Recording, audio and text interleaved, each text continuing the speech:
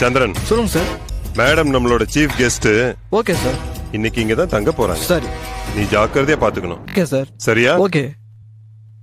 வரட்டா?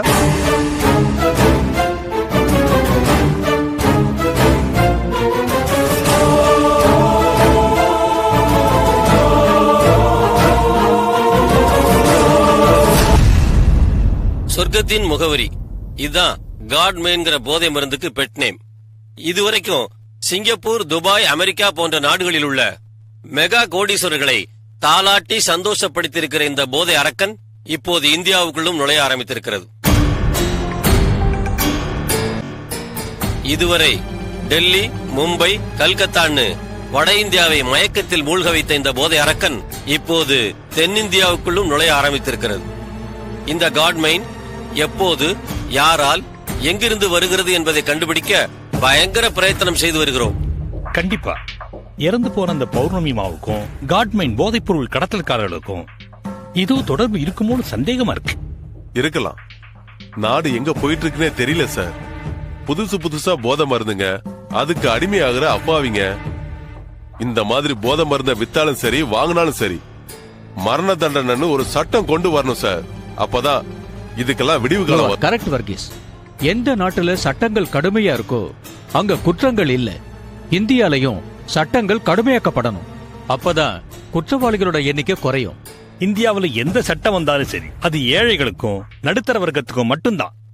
பணக்காரர்களுக்கும் அரசியல்வாதிகளுக்கும் அது செல்லாது. கரெக்ட். சட்டம்ங்கிறது excuse me. Hello,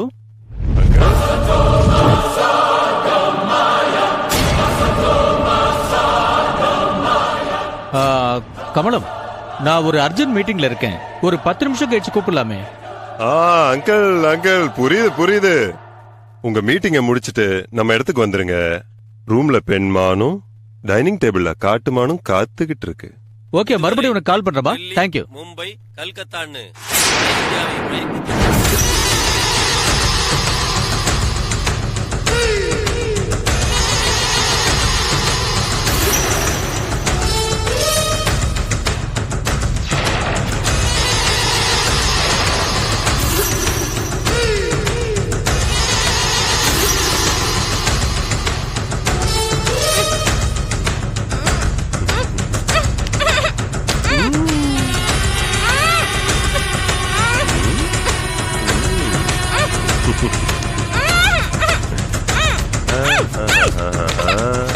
relax relax relax.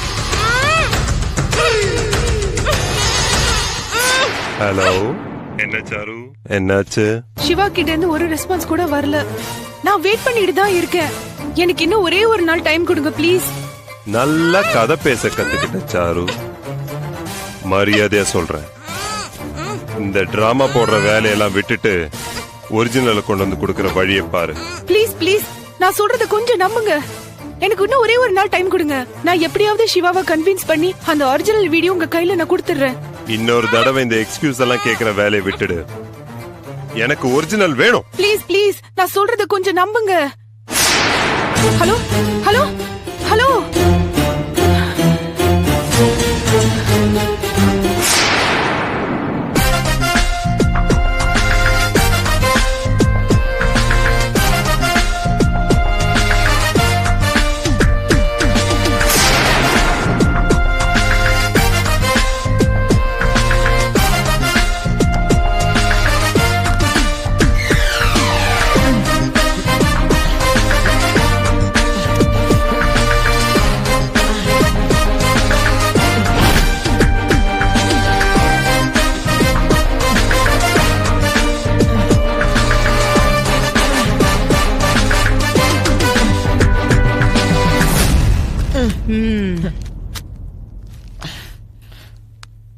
இந்த டேபிள்ல இருக்கிற டிராஸோட சாவி எங்க? எனக்கு தெரியாது மேடம். மரியாதையா சொல்லு. சொல்லிடுறேன் மேடம்.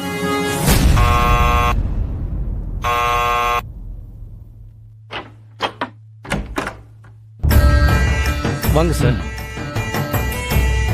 என்னதுன்னா மல்லையாவையும் பொண்டாட்டியையும் க்ளோஸ் பண்ணிட்ட போல இருக்கு. அதெல்லாம் எப்பவோ முடிஞ்சிருச்சுங்க ஐயா.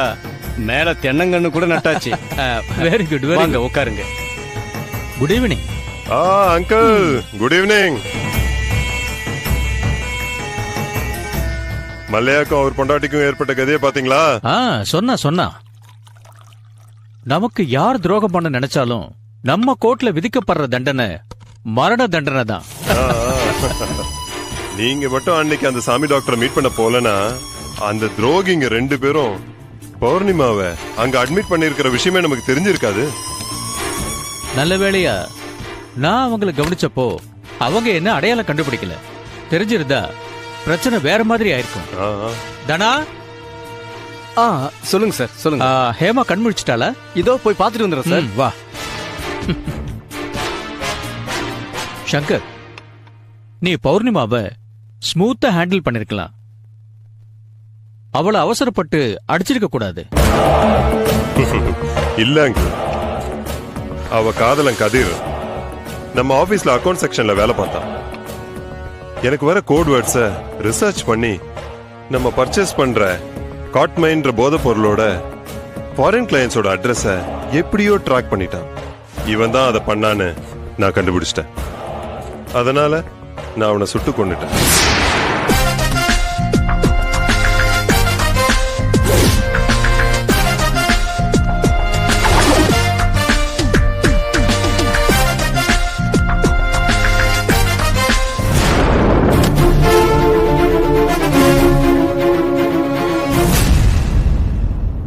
நம்ம கிட்ட வேலை செஞ்சிட்டு இருந்த கிழத்துக்கிட்ட பாடியை டிஸ்போஸ் பண்ண சொன்னேன். அந்த கிழத்துக்கும் அந்த கதிர்க்கும் ஏதோ கான்டாக்ட் இருக்கும் போல இருக்கு. கதிரோட லவர் பௌர்ணிமாக்கும் விஷயத்தை அந்த கிழவன் கன்வே பண்ணிருக்கான். அவ பாம்பேல இருந்தா, அங்கிருந்து நேரா புறப்பட்டு வந்தா. என்ன மீட் பண்ணோன்னு சொன்னா. வர சொன்னேன். என்னன்னு கேட்டேன். எப்படியும் போன கதிர் போயிட்டான். உன் ப்ராஃபிட்ல 25% கூடுன்னு சொல்லி மிரட்டினா. இல்லாட்டி உன் டோட்டல் விஷயத்த போலீஸ்ல சொல்லுவேன்னா. பார்த்தேன், கோவம் வந்துச்சு. கையில இருந்த பாலிமர் ராடால தலைக்கு பின்பக்கம் ஒரே அடி. அப்புறம் பணம் போனா போதுன்னு 10 கிராம் காட்மைன் பவுடரை அவ வாயில போட்டு திணிச்சிட்டேன். யாருக்கும் தெரியாம பாடியை எரிச்சு டிஸ்போஸ் பண்ணிட்டு வாடான்னு அந்த மல்லையா கிட்ட சொல்லி அனுப்புனா, அவனுங்க போய் ஹாஸ்பிட்டலுக்கு ட்ரீட்மெண்ட்டுக்கு தூக்கிட்டு போயிருக்கானுங்க. ஆமா, அவங்க ஏன் இந்த பொண்ணு ட்ரீட்மெண்ட்டுக்கு கூட்டிட்டு போனாங்க? ஒருவேளை அவ உயிர் பழைச்சா காட்மைன் பத்தின டீடைல்ஸ கதிர் அவளுக்கு சொல்லியிருக்கலாம். அவ உதவியால ஆந்திரால போதை மருந்து பொருளை வித்து சரியான பிசினஸ் பண்ணி பெரிய ஆளா இல்லன்னு அவளை தூக்கிட்டு போயிருக்கான். சாகிறதுக்கு முன்னாடி நம்ம தனா கிட்ட வாக்குமூலம் கொடுத்திருக்கான்.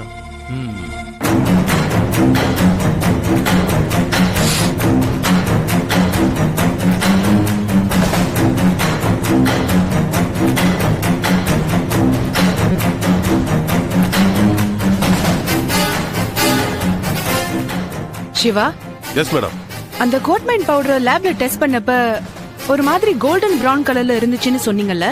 இல்ல மேடம், அது வேற மாதிரியான காங்க பிரதேச போதை மருந்து. காட்மைண்ட் ஒயிட்டா தான் இருக்குன்னு பேசிக்கிறாங்க. ஓஹோ, இங்கேயும் அதே மாதிரி ஒரு பவுடர் பேக்கெட் கிடைச்சிருக்கு.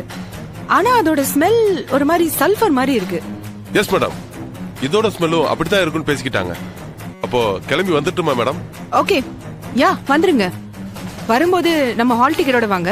Yes madam.